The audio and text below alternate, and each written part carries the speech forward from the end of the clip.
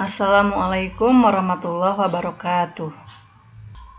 Hai anak-anakku sekalian, selamat bertemu lagi dengan Bu Atin Fatimah dalam pembelajaran matematika. Video kali ini akan membahas tentang persamaan dan pertidaksamaan linear satu variabel bagian 2. Materi yang akan dibahas kali ini yaitu materi pada nomor 3 dan 4 tentang pertidaksamaan linear satu variabel atau PTLSV dan penyelesaian pertidaksamaan linear satu variabel. Tujuan pembelajaran kali ini adalah yang pertama, kalian diharapkan dapat mengidentifikasi apakah suatu kalimat matematis termasuk pertidaksamaan linear satu variabel atau tidak. Yang kedua, membuat kalimat matematis dari suatu permasalahan kontekstual berupa pertidaksamaan. Yang ketiga, menyelesaikan atau menentukan akar penyelesaian suatu pertidaksamaan linear satu variabel. Ya, kita lanjutkan lagi mengenai pengertian dari PTLSV atau pertidaksamaan linear satu variabel.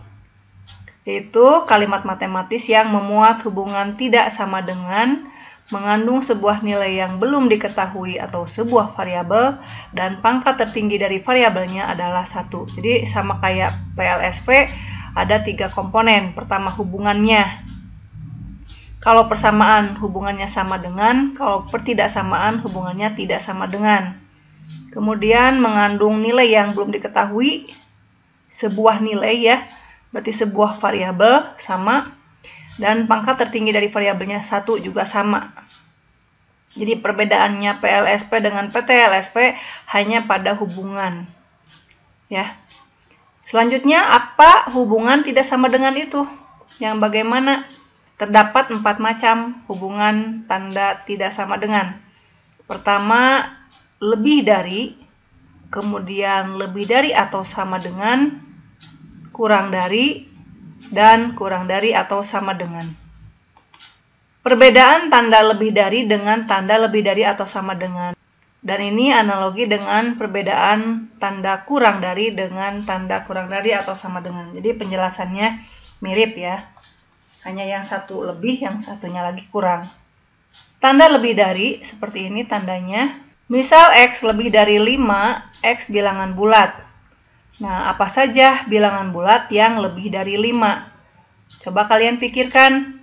Berarti mulai dari 6, 7, 8, dan seterusnya. Bilangan-bilangan yang ada di sini merupakan bilangan bulat yang lebih dari 5 sesuai dengan yang diminta dalam pertidaksamaan.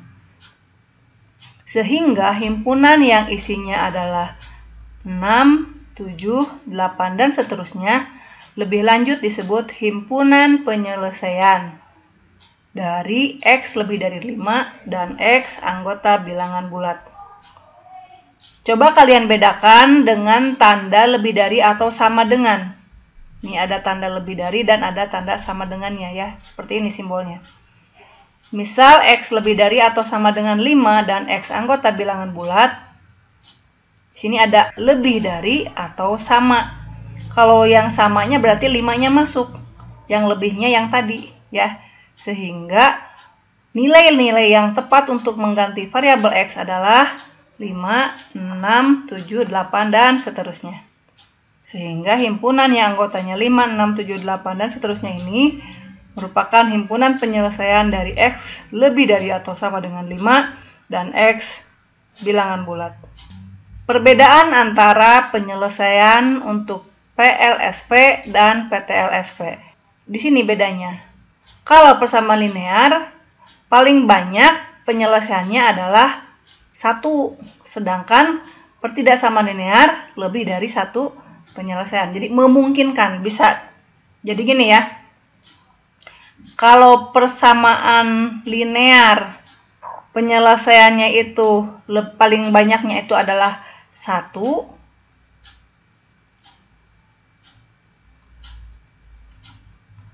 adalah 1, sedangkan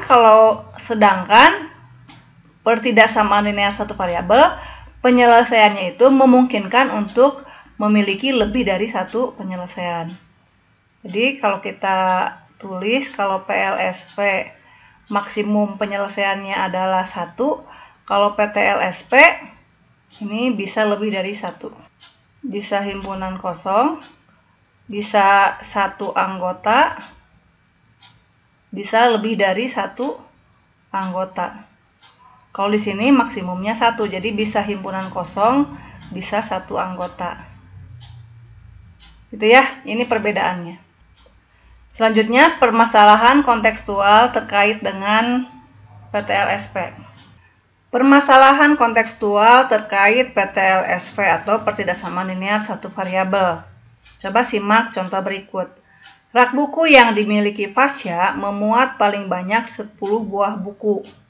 Jika sebelumnya sudah terdapat 3 buah buku, banyak buku yang memungkinkan untuk Fasya tambahkan ke rak tersebut adalah, jadi ini yang mungkin dimasukkan ya.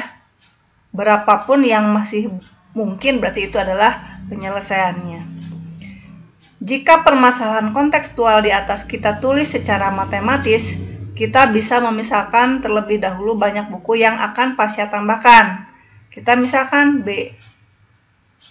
Sehingga kalimat matematis yang tepat untuk permasalahan ini adalah 3 tambah banyak buku yang ditambahkan kurang dari sama dengan 10, atau 3 tambah B kurang dari sama dengan 10. Menentukan pertidaksamaan yang ekuivalen. Cara menentukan pertidaksamaan yang ekuivalen hampir sama dengan cara menentukan persamaan yang ekuivalen, yaitu dengan yang pertama menambah dan mengurangi kedua ruas kiri maupun ruas kanan dari pertidaksamaan dengan bilangan atau bentuk aljabar yang sama. Yang kedua, mengkali atau membagi kedua ruas pertidaksamaan dengan bilangan atau bentuk aljabar yang sama. Yang ketiga, masih banyak lagi ya, bisa dikuadratkan keduanya, bisa ditarik akar kedua-duanya, dipangkat 3 kan, dipangkat 4, dan seterusnya.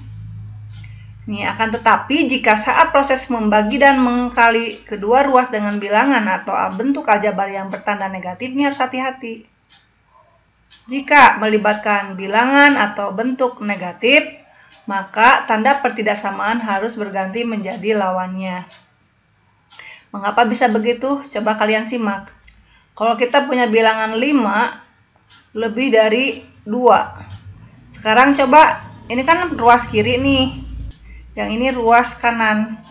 Coba kalau kita kali kedua ruas dengan negatif 1. Coba diperoleh apa? 5 kali negatif 1, negatif 5. 2 kali negatif 1, negatif 2. Apakah tanda lebih dari masih berlaku? Tentu tidak ya. Negatif 5 itu kalau pada garis bilangan, dia posisinya di sini. Negatif 2 di sini. Sehingga otomatis negatif 5 itu nilainya lebih kecil dibanding negatif 2. Karena negatif 2 ada di sebelah kanan. Semakin ke kanan, ingat, semakin besar nilainya. Sehingga ini tandanya harus kurang dari. Jadi negatif 5 kurang dari negatif 2. Bisa kalian pahami dari sini bahwa dalam pertidaksamaan ketika dikalikan oleh bilangan negatif atau dibagi bilangan negatif, maka harus hati-hati karena otomatis tanda pertidaksamaannya pun akan berbalik arah. Itu ya. Ini contoh menentukan penyelesaian dengan pertidaksamaan yang ekuivalen. Jadi tujuannya kita menentukan pertidaksamaan yang ekuivalen adalah untuk memanipulasi bentuk pertidaksamaan ini agar nantinya diperoleh penyelesaiannya. Contoh nomor 1, 3x kurang 9 lebih dari atau sama dengan 33. X anggota bilangan bulat. Nah, untuk menyelesaikannya, karena nanti yang kita harapkan adalah X lebih dari sama dengan berapa di sini ya. Coba, ruas kiri yang semula terdiri dari 2 suku. Suku pertama memuat variabel X dan koefisiennya 3. Juga memuat suku yang kedua yaitu negatif 9. Yang kita inginkan pada akhirnya adalah hanya satu suku yaitu X saja. Sehingga suku yang ada negatif 9-nya ini kita ingin buat hilang. Agar hilang berarti dibikin jadi 0 ya. Supaya 0 diapakan? ditambah oleh 9. Ingat ya, negatif 9 kalau ditambah 9 nilainya 0. Sehingga diperoleh 3x kurang 9 tambah 9 lebih dari sama dengan, ini pun sama, tambah 9. Selanjutnya 3x lebih dari sama dengan berapa nih? 33 tambah 9? 42. Langkah berikutnya adalah karena di sini masih memuat koefisien 3, maka kita bagi 3x oleh 3. Karena ruas kiri dibagi oleh 3, ruas kanan pun ikutan ya dibagi oleh 3 biar ekuivalen. 3 dibagi 3 1, jadi tinggal x. 42 dibagi 3 14 ya. Nah, karena di sini bilangan pembaginya positif, jadi tandanya tetap menghadap ke kiri ya. Karena di sini dibaginya oleh bilangan positif, maka tanda pertidaksamaan tetap menghadap ke arah yang sebelumnya. Nah, kalau x-nya lebih dari atau sama dengan 14, sedangkan x-nya bilangan bulat, kalian bisa tuliskan himpunan penyelesaiannya itu, kalau didaftarkan anggota-anggotanya, terdiri dari 14-nya masuk. Kenapa? Karena ada tanda sama dengannya. Selanjutnya yang lebihnya dari 14 berapa? 15, 16, dan seterusnya. Jadi pahami ya? Atau kalian boleh juga tulis dalam bentuk notasi pembentuk himpunan. Himpunan yang anggotanya X, sedemikian rupa sehingga X-nya lebih dari atau sama dengan 14, dan X-nya anggota bilangan bulat. Oke, selanjutnya bagian 2. Pada ruas kiri terdiri dari dua suku, 2x dan 4. Di ruas kanan pun terdiri dari dua suku, 6x dan 28. Nah, satu demi satu kita hilangkan di masing-masing ya. Kita fokus di ruas kiri dulu supaya tidak ada positif 4, berarti harus dikurangi oleh 4. Kalau asalnya ada negatif 9, supaya 0 ditambah 9. Kalau di sini asalnya positif 4, supaya 0 dikurangi 4. Diperoleh 2x tambah 4 kurang 4 kurang dari 6x tambah 28, juga ini harus sama dikurangi 4. Langkah berikutnya sederhanakan dulu, sabar aja ya, nggak usah buru-buru. Ini jadi 0 kurang dari 6x tambah 24. Langkah berikutnya di ruas kanan masih ada suku yang mengandung variabel, berarti kita kurangi ya supaya 0. Kurangi oleh apa? Oleh 6x. Karena kita tujuannya menghilangkan 6x di ruas kanan, maka kita kurangi 6x, ruas kiri pun harus dikurangi oleh 6x. Jadi ini akibat dari ruas kanan dikurangi 6x. Maka hasilnya, ingat positif x-nya ada 2, negatif x-nya ada 6. Masing-masing itu kalau berpasangan akan membuatnya jadi 0. Ada dua pasang, 2x dan negatif 2x. Sisanya yang negatif 4x-nya simpan di sini. Kurang dari, ini jadi 0 ya. Kurang dari 24. Langkah berikutnya, kita tulis di sini, langkah berikutnya adalah masing-masing ruas dibagi oleh negatif 4. Supaya apa? Supaya 1. Ingat ya, kalau cuma dibagi 4, ini nantinya negatif x. Supaya tujuan akhirnya adalah x, maka harus dibagi oleh negatif 4. Diperoleh negatif 4x dibagi negatif 4. Yang ruas kanan 24 juga sama, dibagi negatif 4. Kenapa Ibu tinggalkan ininya tidak ditulis duluan? Supaya kalian simak nih.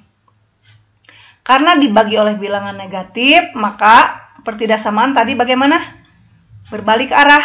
Asalnya kurang dari menjadi lebih dari. Kalau kurang darinya sama dengan, maka lebih darinya juga pakai sama dengan ya. Selanjutnya, x lebih dari 24 dibagi negatif 4 adalah negatif 6. Ayo, dalam garis bilangan, bayangkan ya. Ini negatif 6, yang lebih itu berarti kan arah ke kanan ya. Berarti apa aja? Negatif 5, negatif 4, negatif 3, dan seterusnya.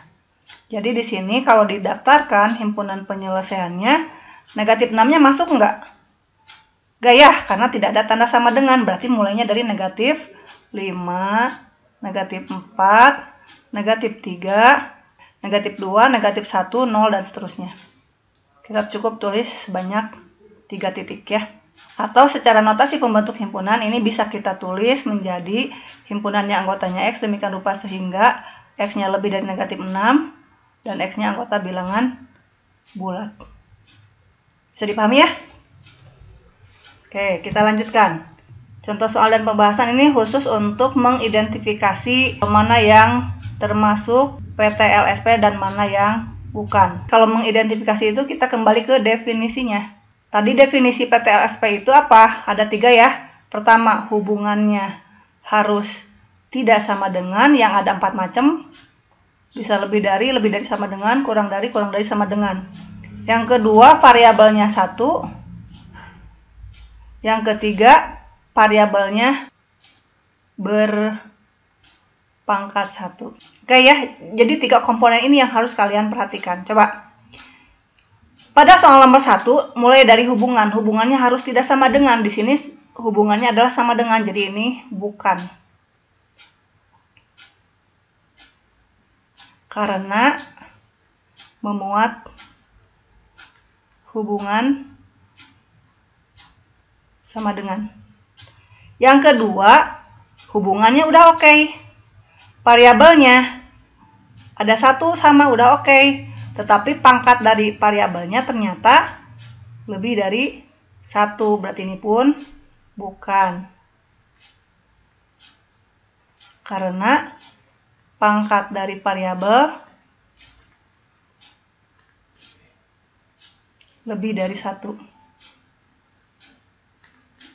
Ya, walaupun di sini ada yang berpangkat 1, tapi ada yang lebih dari 1. Selanjutnya, yang ketiga, hubungannya oke, variabelnya 1 oke, dan pangkatnya oke juga. Jadi ini ya PTLSP. Yang ini juga sama ya, tidak sama dengan, variabelnya 1, pangkatnya 1. Berarti ini pun PTLSP. Yang terakhir, hubungannya oke, variabelnya ada 2 ya, berarti bukan. Karena memuat apa? Lebih dari 1 variabel. Bisa dipahami ya? Nanti di penilaian akhir semester kalian harus kuasai ini. Harus bisa membedakan mana PLSP, mana PTLSP, dan mana yang bukan. Selanjutnya menentukan penyelesaian suatu PTLSP. Di sini tadi soal cerita tentang rak buku Pasya ya. Kalian sudah tahu kalimat matematisnya 3 tambah B kurang dari sama dengan 10. B banyaknya buku yang mungkin untuk ditambahkan ke rak. Nilai B bisa kita cari dengan cara kedua ruas ketidaksamaan dikurangi 3. Nah, kan tadi tujuannya nyari B ya, jadi 3-nya dibuang. Caranya kalau dia positif dikurangi oleh 3. Kalau ruas kiri dikurangi 3, ruas kanan pun harus dikurangi 3. Sehingga ini diperoleh 3-nya habis, tinggal B kurang dari sama dengan 10 kurang 3-nya 7. Jadi himpunan penyelesaiannya, karena B-nya kurang dari atau sama dengan 7, berarti 7-nya masuk ya. Sekurang-kurangnya 1, 2, 3, 4, 5, 6, dan 7. Artinya Pasya memungkinkan untuk menambah sebuah buku ke raknya, atau 2 buah buku, atau 3 buah buku, dan seterusnya hingga paling banyak menambahkan 7 buah buku ke rak tersebut. Dalam hal ini karena buku benda konkret, ya sekurang-kurangnya 1 yang ditambahkan ya. Selanjutnya, contoh soal dan pembahasan. Ini soalnya mungkin saja kalian hadapi dalam kehidupan sehari-hari ya. Coba simak. Tasya memiliki sejumlah uang dalam rekening tabungannya. Setelah dicek saldonya adalah 425.000. Jika pihak bank menetapkan bahwa nilai uang minimum yang harus tersimpan dalam rekening adalah 10.000 dan Tasya menarik uang pada mesin ATM yang bertuliskan Rp 50.000, artinya lembaran uang yang ditarik itu pasti yang keluar adalah 50 ribuan. Berapa lembar uang yang mungkin Tasya ambil? Jadi yang diminta berapa lembarnya ya. Nah, kalimat matematisnya, karena uangnya ada 425.000 ya si saldonya, Berarti 425.000 dikurangi oleh banyak lembarnya itu kita misalkan N. Nih, N adalah banyak lembar uang yang mungkin Tasya ambil.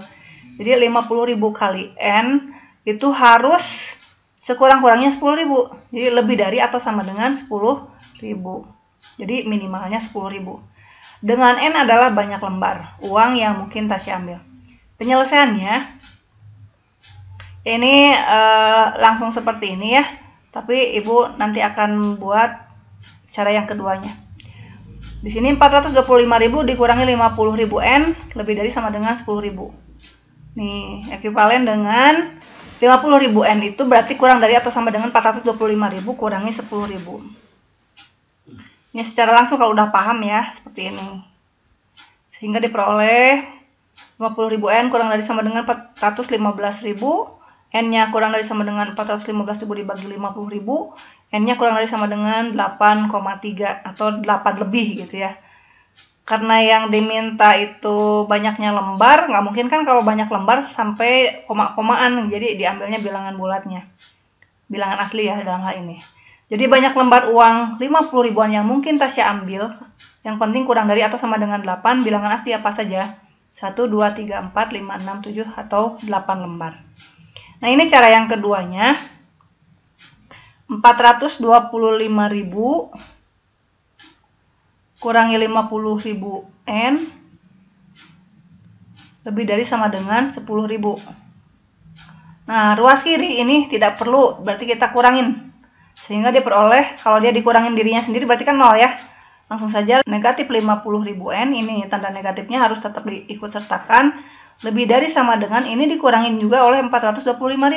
10.000 kurangi 425.000. Sehingga diperoleh apa? Negatif 50.000 N lebih dari sama dengan negatif 415.000. Nah, selanjutnya ruas kiri kita bagi oleh negatif 50.000 ya, supaya N-nya positif. Jadi negatif 50.000 N dibagi oleh negatif 50.000, maka ruas kanan pun, maaf ini tandanya jangan seperti ini, karena dibagi oleh bilangan negatif maka tandanya akan berbalik arah. Sehingga negatif 415.000 juga dibagi oleh negatif 50.000.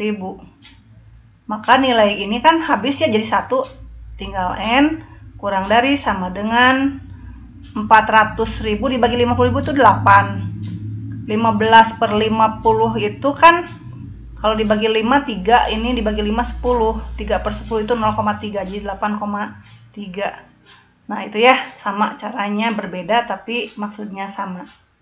Hasilnya juga sama, asal tidak ada kekeliruan saat kita memanipulasi aljabar. Ingat aja aturannya, jangan sampai salah ya. Ini mirip ya dengan yang sebelumnya. Kalau di sini berapa lembar uang yang mungkin? Kalau di sini berapa lembar uang maksimum? Ada kata maksimum di sini yang dapat Tasya ambil. Seperti yang sudah dihitung tadi bahwa N-nya itu kurang dari sama dengan 8,3. Artinya maksimumnya itu berapa? Mungkin nggak 9 lembar? Enggak ya. Jadi yang kita ambil adalah yang mungkin adalah 8 lembar maksimumnya. Ini latihan soal, silahkan kalian coba di buku catatan dan kerjakan, kemudian foto hasilnya ke WA Ibu. Ya. Jangan lupa bahwa berlatih itu akan menambah keterampilan kalian dalam menyelesaikan permasalahan matematis yang sudah diberikan ya, contoh-contohnya. Sekian dan terima kasih. Wassalamualaikum warahmatullahi wabarakatuh.